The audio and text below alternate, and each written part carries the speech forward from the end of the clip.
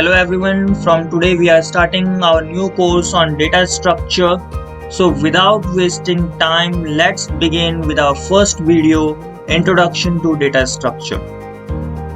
A data structure is a special way of organizing and storing data in a computer so that it can be used efficiently.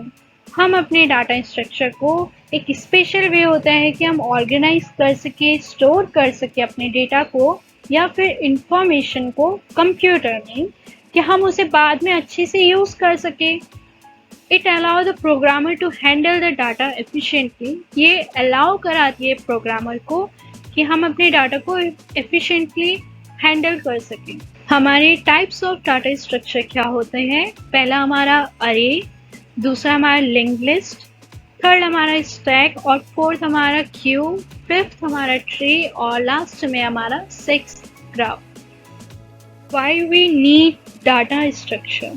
पहला तो हमारा speed, दूसरा save disk space, third handling multiple request. First जो हमारा speed है, speed is an important factor when we are processing the data. जब हम अपने डाटा को प्रोसेस कर रहे हैं तो ये बहुत ज़्यादा इम्पॉर्टेंट फैक्टर है स्पीड. सपोज हमारी कोई ऑर्गेनाइजेशन है, कोई भी ऑर्गेनाइजेशन है, उसमें 1000 ऑफ एम्प्लॉय है जिनका रिकॉर्ड है और हमें एक एम्प्लॉय के रिकॉर्ड को देखना है. तो हम भी चाहते हैं कि हमारा जो प्रोसेस हो वो कम से कम टाइम में हो जाए और हमारा टाइम सेव हो जाए, क्योंकि किसी के पास भी इतना ज़्यादा टाइम होता नहीं है कि वो पूरा दिन बैठ करके बस अपने डाटा को या किसी के भी डाटा को हम निकालें. तो हम क्या करते हैं, इसमें डाटा स्ट्रक्चर बहुत ज़्यादा यूज़फुल होता है, क्योंकि जो डाटा स्ट्रक्चर होता है वो अलाउ कराता है कि हम उस रिकॉर्ड को हम मॉडिफिकेशन कर सके, उसमें डिलीट कर सके, कुछ भी चीज़ ऐड भी कर सकते हैं और कुछ चीज़ हम उससे हटा भी सकते हैं. दूसरा जो हमारा है, ये हमारा सेव करता है डिस्क के स्पेस को. When we are dealing with a large amount of data, it becomes important to save the disk space as much as possible. जब हम डील करते हैं बहुत बड़े अमाउंट ऑफ डाटा से, तो हमारे लिए बहुत ज़्यादा इम्पॉर्टेंट हो जाता है कि हम अपने डिस्क को, स्पेस को सेव कर सकें.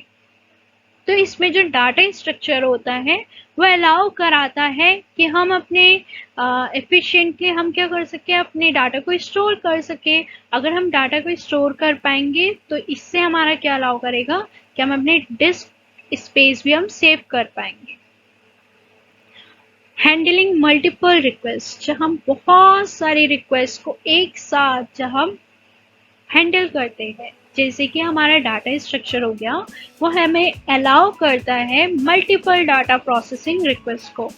जैसे फॉर एग्जांपल, अगर एक पर्सन है, उसे भी अपना डाटा निकाल रहा है और दूसरा पर्सन है कि वो भी अपने डाटा को अपडेट करा रहा है. तो इसमें क्या कर रहा है, हमारे डाटा स्ट्रक्चर जो है, डाटा स्ट्रक्चर हमारा अलाउ करा रहा है मल्टीपल यूजर्स को कि वो हैंडल भी कर सके और एक्सेस भी कर सके और मॉडिफाई भी कर सके डाटा को एक साथ. अब हमारा क्लासिफिकेशन ऑफ डाटा स्ट्रक्चर. अब हम डायग्राम से समझते हैं कि क्या है हमारा क्लासिफिकेशन. हमारा जो डाटा स्ट्रक्चर है वो दो टाइप के होते हैं. एक होता है हमारा लीनियर और दूसरा होता है हमारा नॉन लीनियर. पर जो हमारा लीनियर है उसमें भी दो टाइप के होते हैं.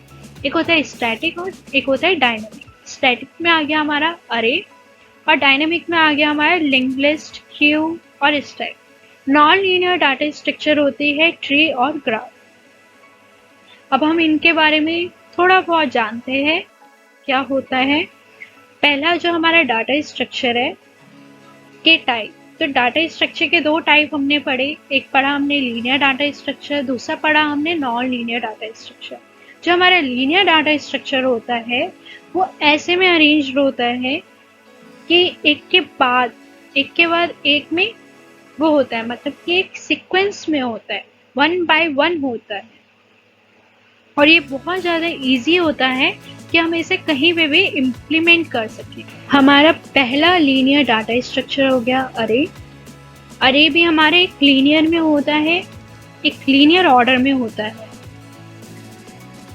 जैसे कि 2, 1, 5, 3, 4। तो ये सब क्या है, एक लाइन में है, एक लीनियर में है, और इसमें सेम टाइप के ही एलिमेंट्स होते हैं अरे में। दूसरा हमारा आता है स्टैक। हमारा स्टैक डाटा स्ट्रक्चर भी क्या है, लीनियर डाटा स्ट्रक्चर है, जिसमें कि एलिमेंट स्टोर्ड होते हैं last in first out principle के बेसिस में। That is the last element stored in the stack will be remove first. जो हमारा लास्ट में जो एलिमेंट आएगा वो हमारा सबसे पहले हटेगा या रिमूव्ड होगा। तो जैसे कि हम इस एग्जाम्पल में देखते हैं, हमारे यहाँ पे है 2, 3, 1। तो यहाँ पे पहले रहा होगा 2, 1 और हमने इसमें एड ऑन करा है 3 को। अब इसमें हमारा ये आ गया, लास्ट में क्या आया, हमारा 3 आया। अब हम पहले भी क्या रिमूव होगा, 3 ही रिमूव होगा। Hello once again, hope you are satisfied with our efforts on this video. This video tells you about the introduction of data structure. In the upcoming video, we are going to tell you about complete information related to data structure. So you haven't subscribed our channel, please subscribe our channel so you get the notification about the upcoming videos. And if you like this video, please like and share this video. That's enough for this. We will meet soon with the next video. Thank you very much.